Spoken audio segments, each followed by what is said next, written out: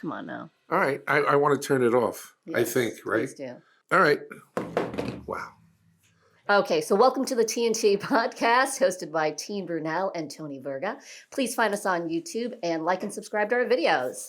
And later, we're going to talk to a really talented voice actor named Matt Yang King.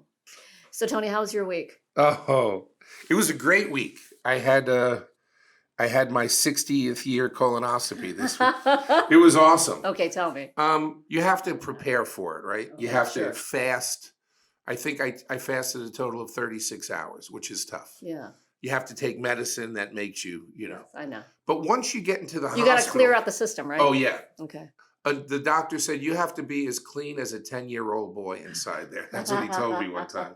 I said, I don't know why a 10-year-old and not a 9-year-old.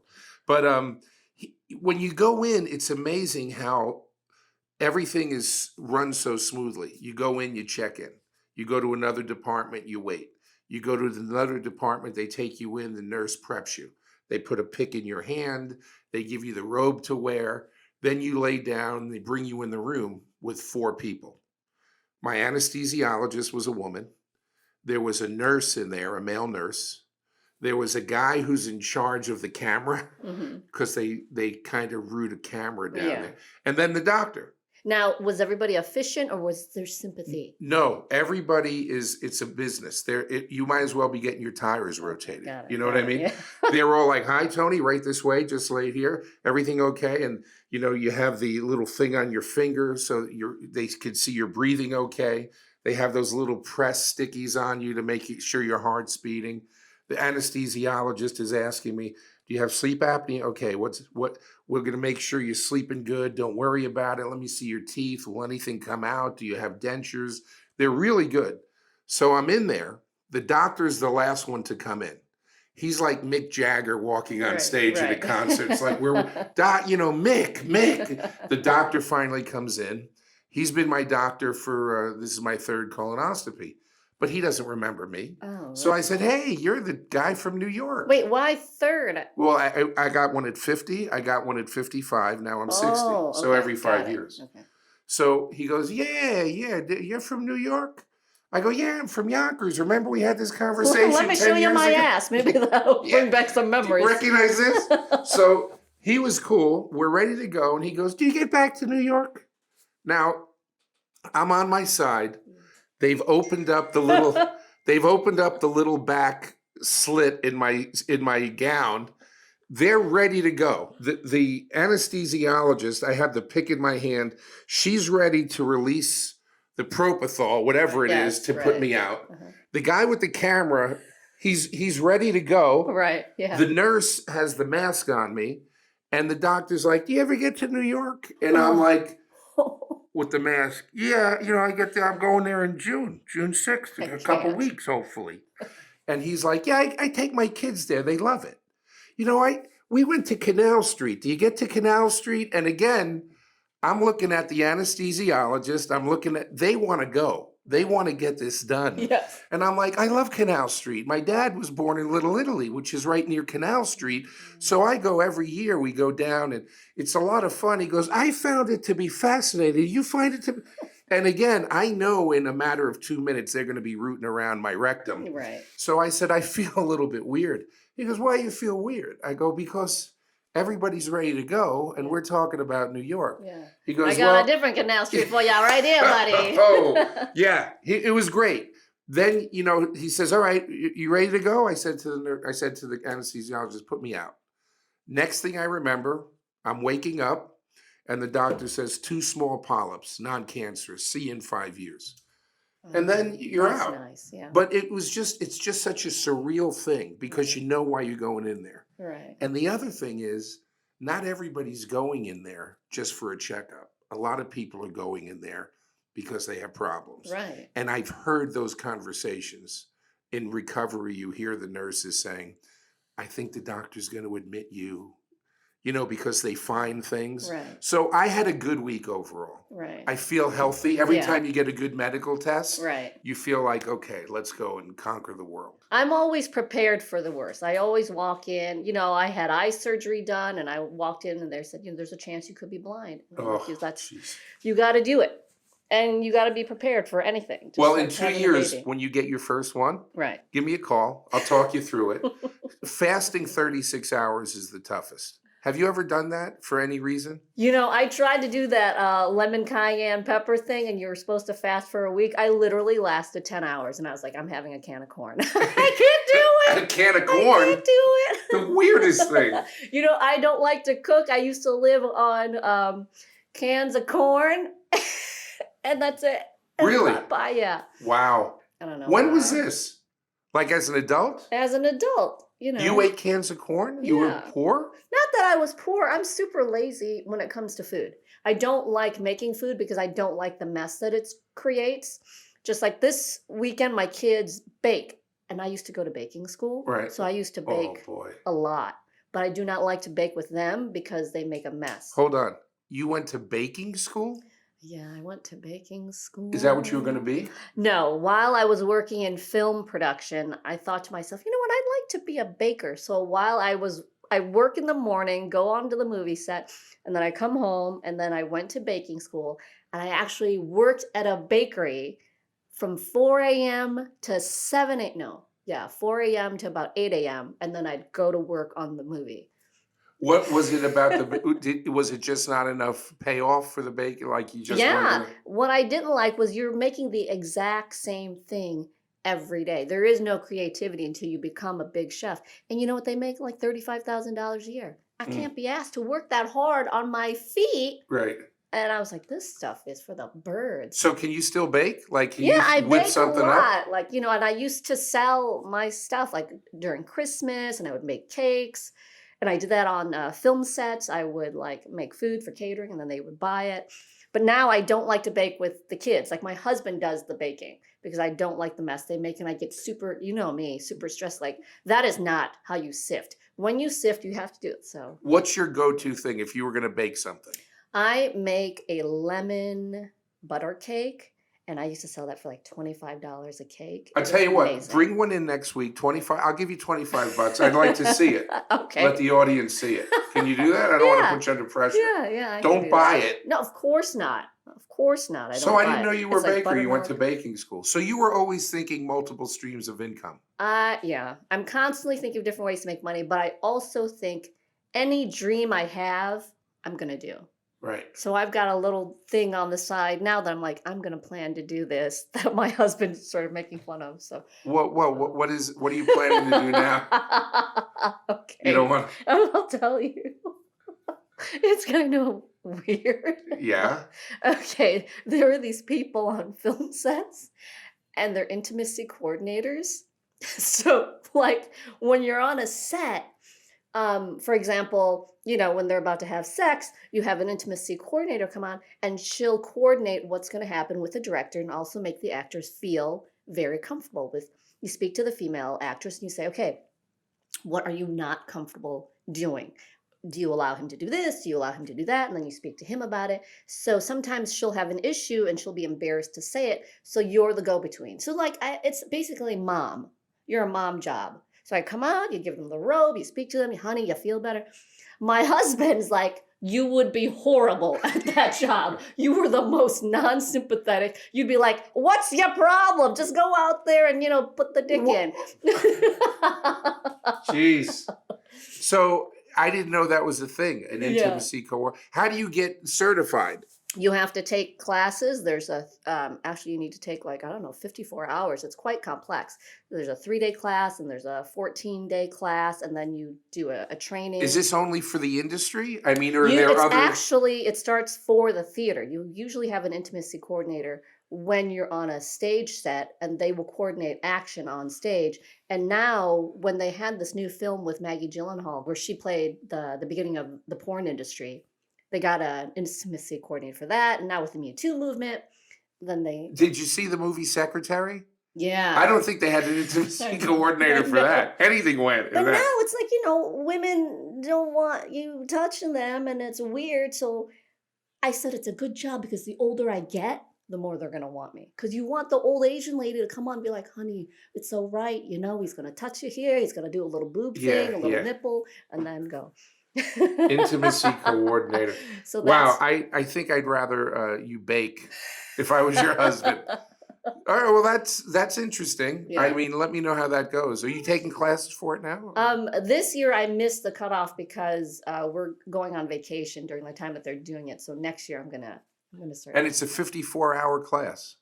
It's actually several training days. It's a 3-day class, and then there's a 14-day class, and then you go through the training ship. There aren't very many of them. Well, then if you get in good with a director, like you'll be Spielberg's intimacy coordinator. Right. And there aren't very many, and it's a job that I could do like part-time, still working at Dr. Phil. Right. So there you go. Okay. Well, My problem is I'm not that sympathetic to other people's needs, is what my husband says. so he knows. I mean, he would know better. But I said I'd be perfect because I have no sexual connection to other human beings. Like I'm not at all turned on by whatever it is that you're doing.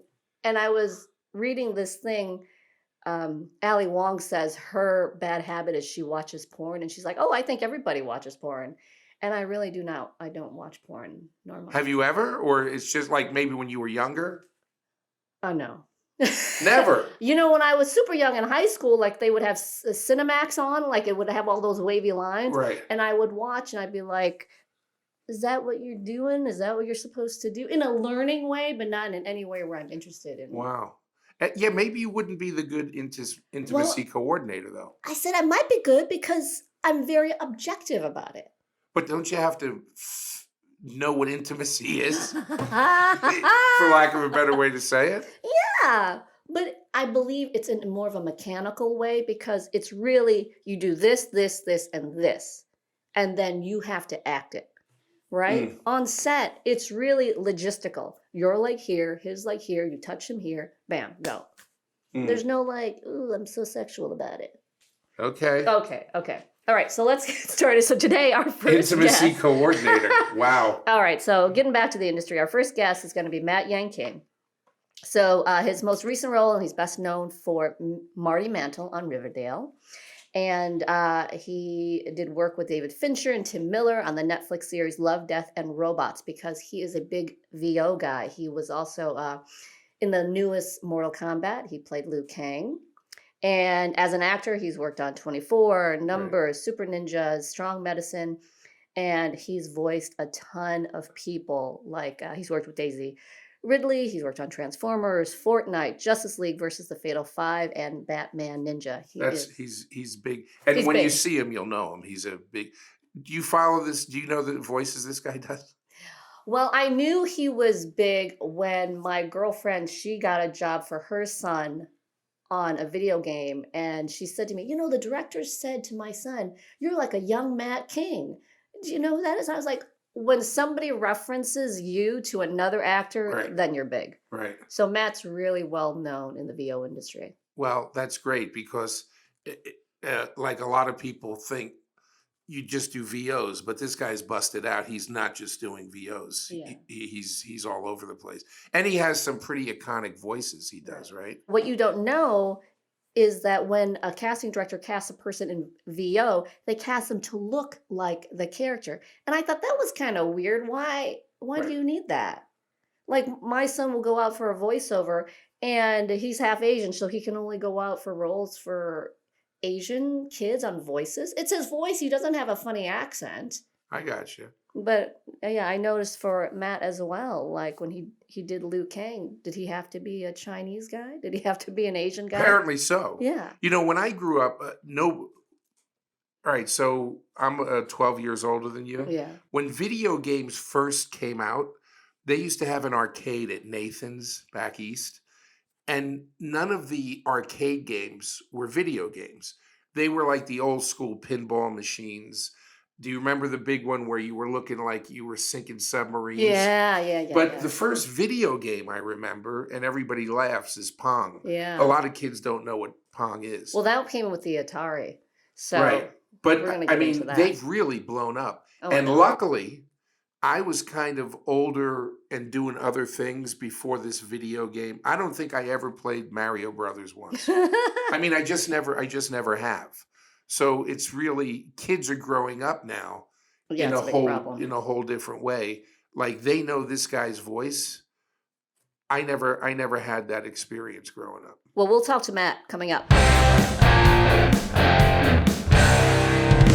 So I want to welcome Matt Yang King to the studio. Matt is a voiceover artist and an actor. Voiceover. I'd like to say voiceover artist and director, writer, yeah. All the things. Tell us how you got started as an actor first and how that transitioned into voice acting. God, the long story is that my mom wanted me to be a concert violinist because I'm an Asian kid, and you can go to any Asian person and you can go violin or piano, and they'll tell you, basically, like one or the other, Yeah. right? And every once in a while you get like a rare one, like oboe, and you're like, wow, your parents. But acting never. They never say my son's going to be the actor. No.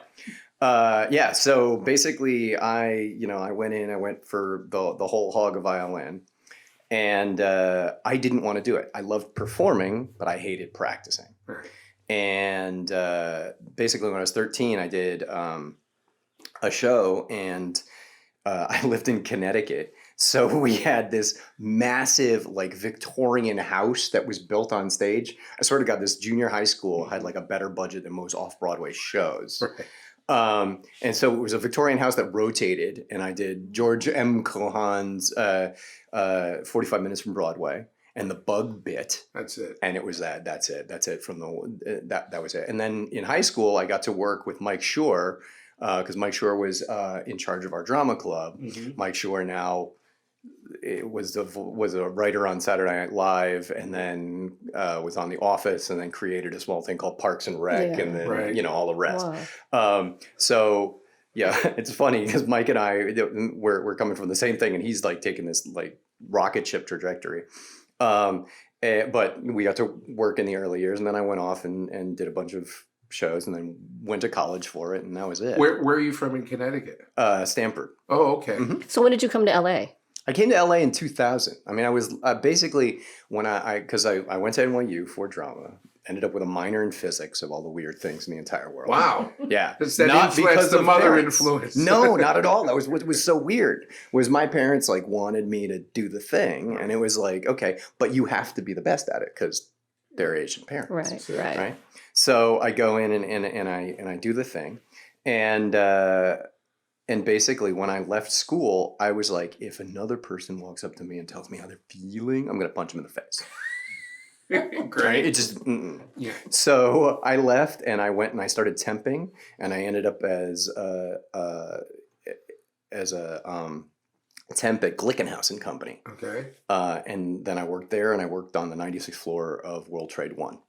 Right, dealing with money stuff all day long, and I ended up being a web page designer. And then I got into it because I was really ballsy, because I saw this one guy doing web page design, and I was like, he's like, and I can do that. I used to do that in school. Right. Like, so I went up to the boss and I said, how much are you paying that guy? And they said, well, $200 an hour. And I was like, 20. And I was like, no, 21 at this point. And I'm like, I'll do the same job for half. Wow. Right. And I went up to the billionaire head of the company and went, hey, hi, I'm Matt the temp. I'd like, how much you paying that guy? So they did that, and they paid me, and because of that, this guy said, hey, let me give you your Series 7, and I'll teach you, you can go and take your CBEST, we'll do all these things, we'll get you to be a broker.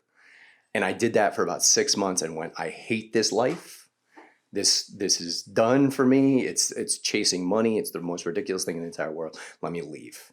So I left, ended up studying Zen for a year. Wow. That's crazy. Yeah, I'm weird. Became an uchideshi at an Aikido dojo and studied Zen for a year and swept mats and took care of sensei and got thrown on my ass. And then the sensei basically said, because I was sneaking out to do acting classes, and he said, okay, you're really good at this, and you're, I guess, good at that because you keep on doing it. You got to pick one. So I went, I'm going to do acting.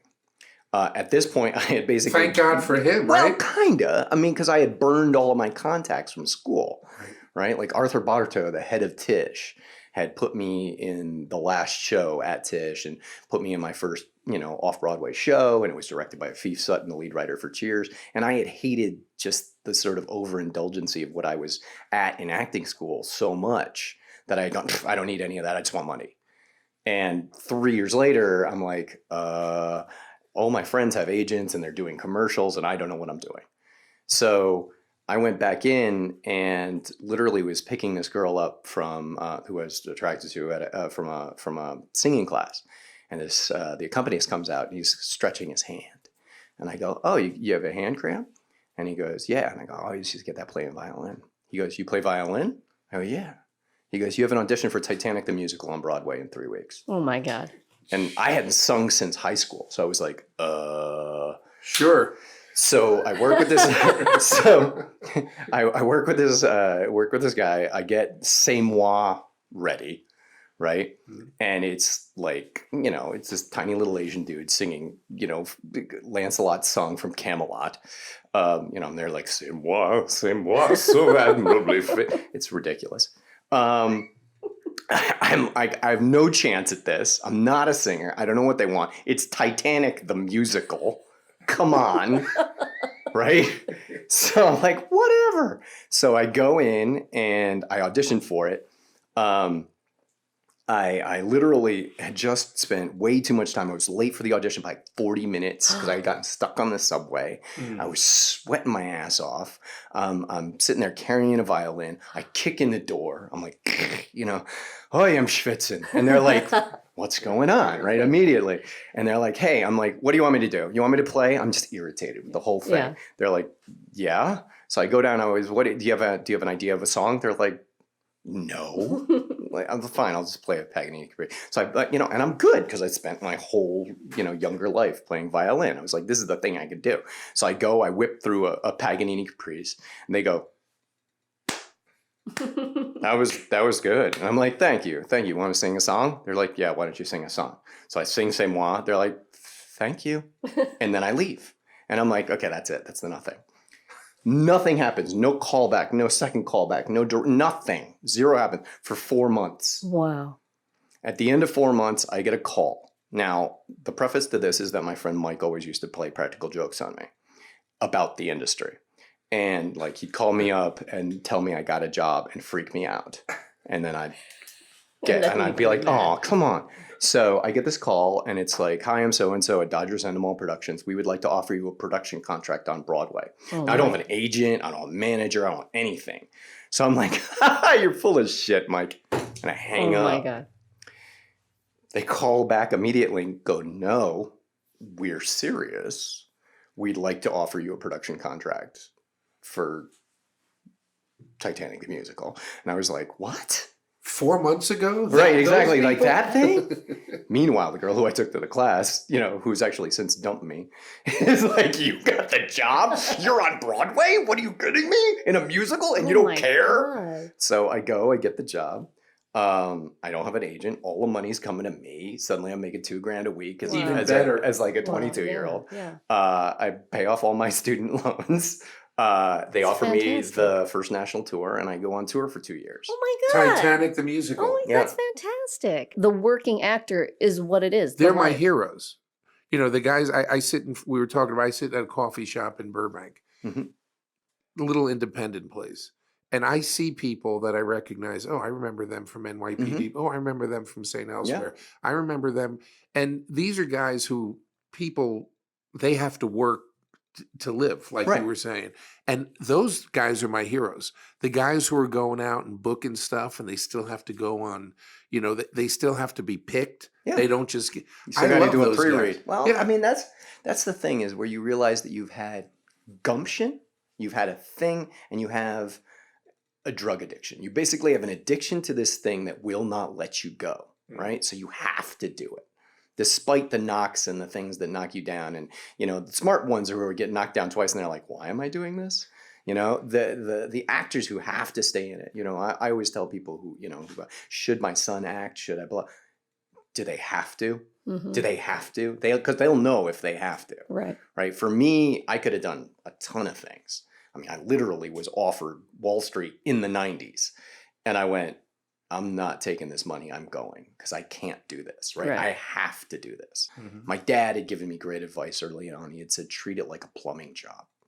Right? He goes, not one person who ran a plumbing company would suddenly come to a place and expect that all their plumbing would be in everybody's house like on Tuesday. But for some reason, because that happens in Los Angeles, we expect like the lottery that it's going to be us, right? And he goes, no, you show up on time. You do a great job. You get word of mouth. You don't leave that job until you find out somebody who can reference you to the next job, right? Well, that comes up to your voice acting. Do you feel like now you were recommended, like, oh, they know your voice, they know what you can do? Well, the interesting thing is voice acting came late. Voice acting is only about 10 years old for me.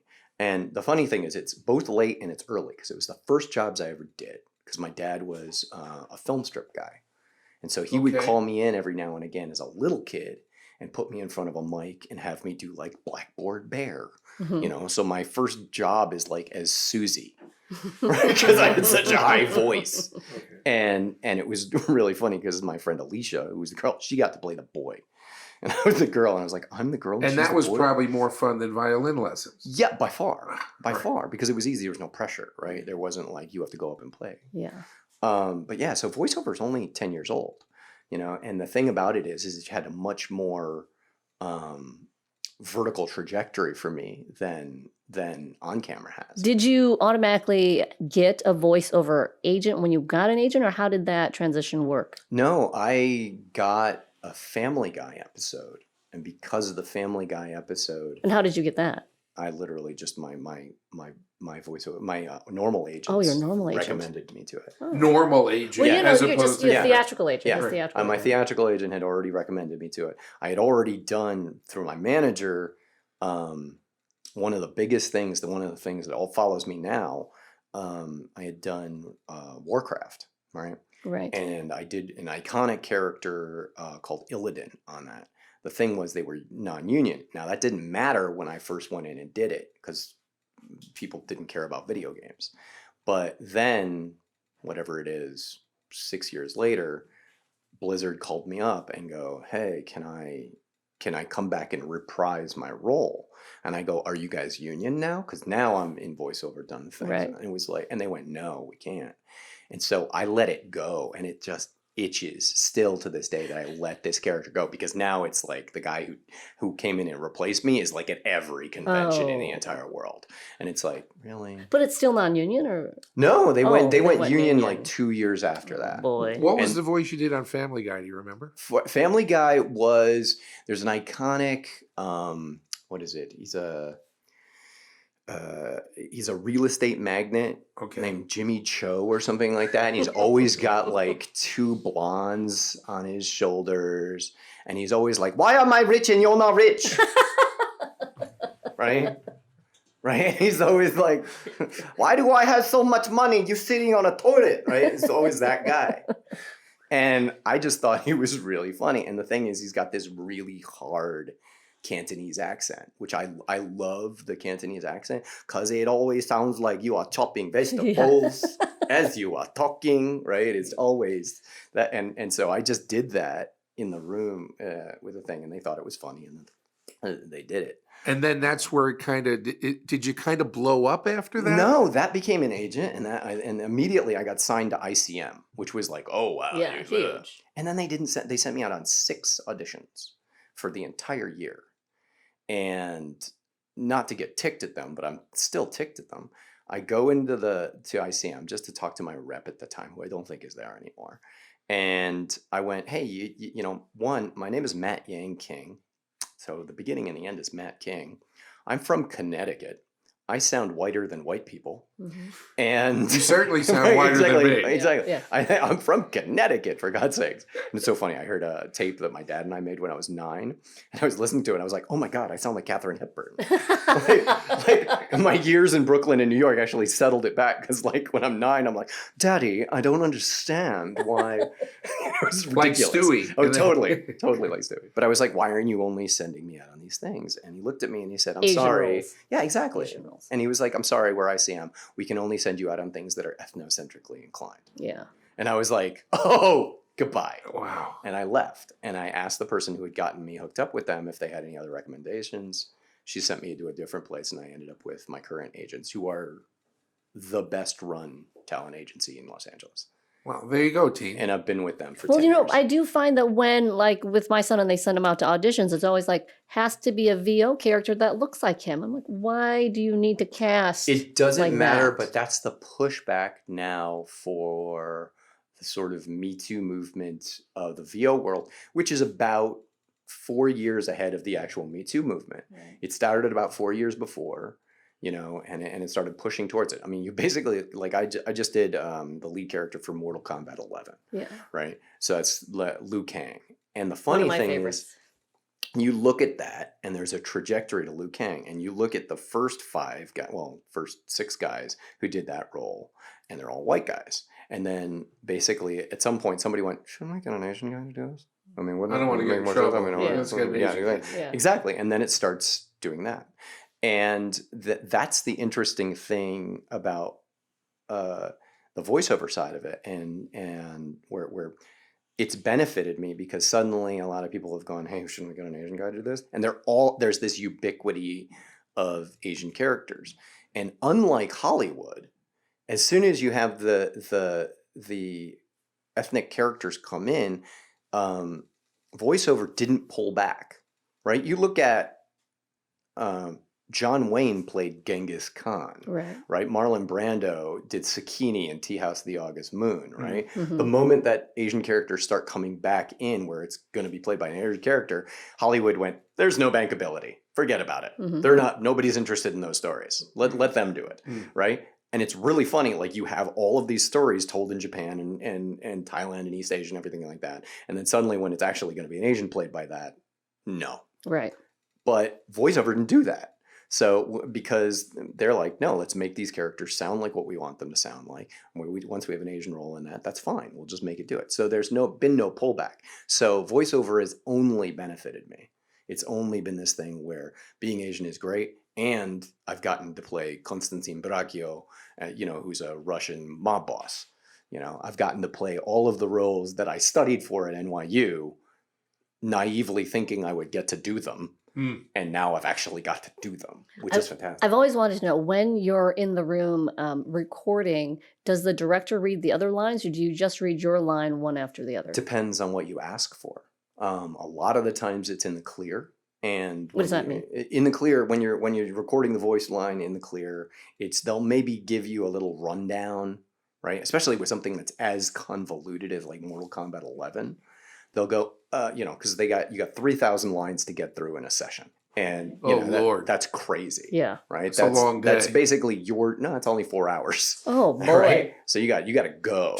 How many lines? 3,000. 3,000 lines in a set. You were talking about the clear, so just ask. So explain to me what being in the clear is. Yeah. So you have like 3,000 lines that you got to cover.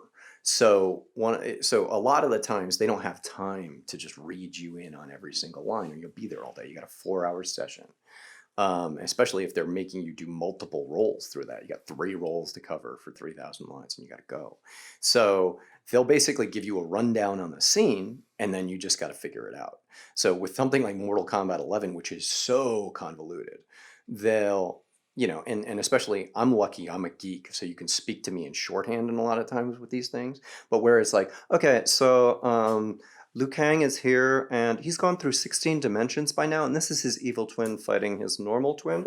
And there's, like, in the last 3 games, so he turned evil, then was swallowed up, then he died, then he came back. And so this is him talking to his girlfriend for the first time after all of that. Go. Wow. And you're like, Katana, it's good to see you. Right? And you're like, okay. Like, I don't know. All right. Right? Give us 3 selections. And you give an A, B, a C, right? So you like give 1, give a second, give a third take. Did you read for Luke, or did they hire you to be Luke? Liu Kang came through the fact that I had done the Atom for them in the Injustice games. So I had done the Atom, and that was just literally on a recommendation that somebody had found me in something else. And then they went, oh my God, why we never work with this guy? And then they brought me in on that, and they started just casting me in everything. So it was like, okay. So when you developed Liu Kang, did you already come in with a voice, or did they say? I never understood why Liu Kang didn't sound like Bruce Lee. Because he looks like Bruce Right, Lee. exactly. That's the shirt. So yeah, exactly. It's my favorite thing. Bruce scratching. And I've, the sad thing is that Bruce Lee is still in the Asian cultural milieu, right? That's a sad thing.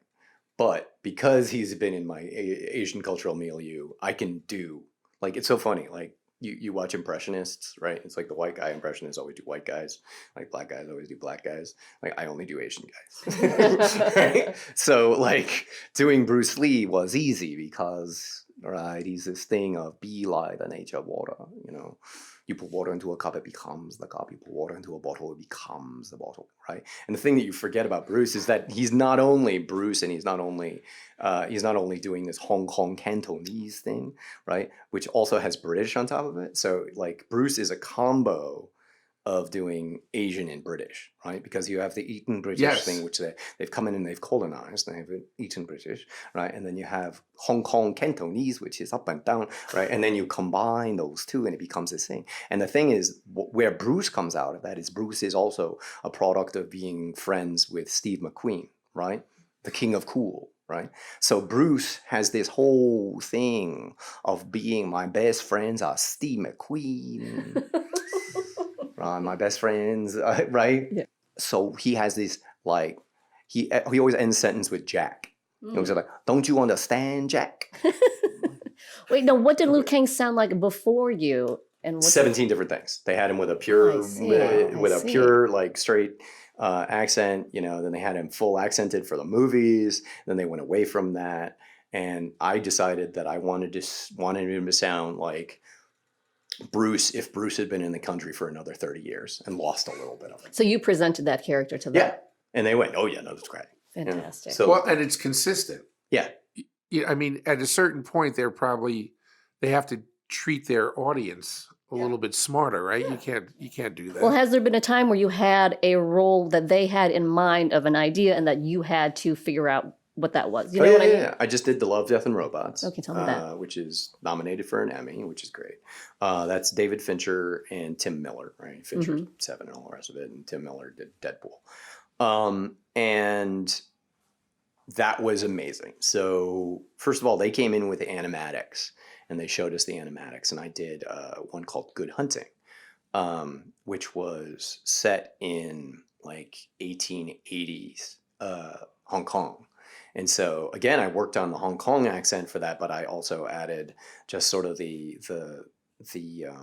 sort of more upper crusty, snooty, developed sort of RP British accent for that on top of that. So the character became much more polite and everything like that. And they loved the work that I did with that. So they recommended me to this other director for one of the other shorts called The Witness. And for that, he was like, could you do this? And he presents me with this 6.5 foot tall latex wearing drag queen. And I was like, okay, so it's nothing different. Like what I just did. I mean, it's fantastic because with voiceover, you really can be anything. You can do anything. And the fantastic thing about this was, yes, I get to do anything. And second, like, oh, you're just recognizing my talent. That's the thing about the voiceover community, especially in Los Angeles, is you get in the room, they're the most real people. They're the most just sort of down to earth. And they're like, it's like theater. You really feel like you're back in a theater community where people are just obscenely good at their job. Yeah. And you just walk in and you go, you're talented. Okay. I got to ante up. I have to bring my A game. You got to bring your. This isn't playing a violin. Not 40 minutes late. No. Tell me, do a little bit of the character that you created. So when I looked at this character for Love, Death, and Robots, she's this gigantic drag queen, and Albert Mielgo, the director, he was like, at the end of this, I want you to spit right into camera, right? And it's this real moment where it's this loop. It's this beautiful loop where a girl sees a murder and then runs from this guy, and so she's constantly ahead of the guy, and the guy's chasing after her, and I'm sort of doorman woman who stops him, and I just assume he's a client.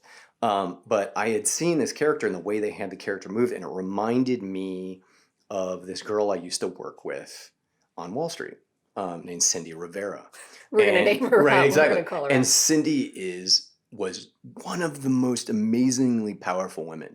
We used to take the L train back to Brooklyn together. And I remember getting on the L train, and we step on the L train, and like all the guys are on the bench and their just legs are spread as wide as they possibly can, take up as much room as they can. And Cindy gets on the subway and she looks at all of them and she goes, "Ain't no man's business big enough to be sitting like that." Right? And it's just this straight up, just Puerto Rican, like just attitude. And I was like, that's who the character was. And so the character moved like that. So it became this thing of, "Oh, honey. Oh, so you late again. Let me see what you got, baby." And it became, and the whole thing, like the last line was, "Hey, baby, do you want some pussy?" And he was like, "No, spit it right into the can." And "Do you want some pussy?" And it just became this huge thing. It was like bigger, bigger, bigger. It was just beautiful, just expression of the character and the line and where it went. That must be, in a lot of respect, more fun than just going in and doing a read on a set. You know what I mean? Yeah. You seem to have a lot more leeway and freedom, and there's no bad take. No. Or, there's a different take, but there's no bad take. There's no bad take, and they're not. One of the things is that when you're on camera, you're judging physicality and you're judging frame. Right. So you're never the last arbiter of your performance, right? Because it's like you do your performance, then the director gets it and goes, "Maybe I'm going to nudge it this way." Then the editor gets it and can nudge it again, right? And then the audience gets it and they judge what they see based on what they've been presented with. So you're completely not the last editor, receiver of your performance. The thing with voiceover is you're immediately getting it back in your ears. And you can kind of go, did that sound like what I wanted to, right? Like you act in front of camera and it's off. Right. That's what I actually think is the difference between stars and, working actors. And working actors are the guys and girls who love it so much, but for whatever reason, we haven't yet figured out exactly what to do that looks like what's in our heads. Right? Like your gun sights are slightly off. And I think those rare stars are those people, for whatever reason, for whatever luck or whatever, they look like what they look like. They look like a role. So they got lucky enough to get that part. But then for whatever reason, their gun sights are just so accurate. And they know that what they're picturing in their head is what comes out. Yes. And when I watch actors like that, I work with Kiefer Sutherland, right? Now, Kiefer has been acting since he was a zygote, right? But nobody who treats their body like that should be able to be that accurate, right? Yeah, he's had his moments. Yeah, no, I mean, we went out and like Kiefer is amazing, right? He's amazing, but I've never watched somebody drink like that. Wow. Like, and it was funny. We had this one day where they had told me before going into 24, like, know your lines. And I was like, right, isn't that the job? Like, you're supposed to? He goes, no. Like, no, I'm cold. No, because he'll know your lines. Right. And he'll know everybody. So know your lines. I was okay. Yeah, sure. Absolutely. So we go in and we have this one thing where I have to walk in. And because I'm the Asian guy on the show, and this is 10 years ago, my whole job is to disseminate information and leave. Right? Like the Asian role. That's the Asian role is Okay, to disseminate. It doesn't matter you're a doctor, scientist, whatever it is. Your job is to come in, tell people that the situation is dire, and then leave. Right? Or tell somebody that the situation, you've handled everything in the wings, and now you go shoot somebody. Okay, cool. Right? So that's my thing. It's like, that's it. Right? It's like, Agent Epps, I've gone and I've done the sound thing on this, and I got this sound file, and I think you might like to listen to this. Right. Doesn't that mean this? Yeah, I think I figured out. So you figured out everything except for how to capture the guy. Yeah. Right. So anyway, I would go and I would do that for Kiefer on the show, and we had this A and a B start to the scene. Right. So we go to A and we run it through. And then they call us back to 1. And I was like, which one are we going to? Right. So I'm like, are we going to A? And I was like, hang on. And Kiefer whips on me. And he goes, no, hang on. Know your lines. Know what you're doing. And I was like, whoa, slow down. Wow, he's going full Jack Which is Bauer. it? Is it the A start or the B start? And he goes, hang on. A start or B start? Can we be clear here? And I was like, oh, thank you. But then afterwards, he apologized to me and he was like, I'm sorry for you. And I was like, oh, okay, yeah, absolutely. And he goes, you want to go out afterwards? Because we were down in Long Beach and we've been shooting all day. And he had actually helped me. It was amazing. He had been like in the scene. He's like, this is the frame. This is where it is. Wow. I learned more from one season of working with Kiefer Sutherland than I did in at least 2-3 years of NYU. Wow. Jeez. I mean, he just knew everything. So Kiefer has his moment and he goes, okay, so we go. I drank with him.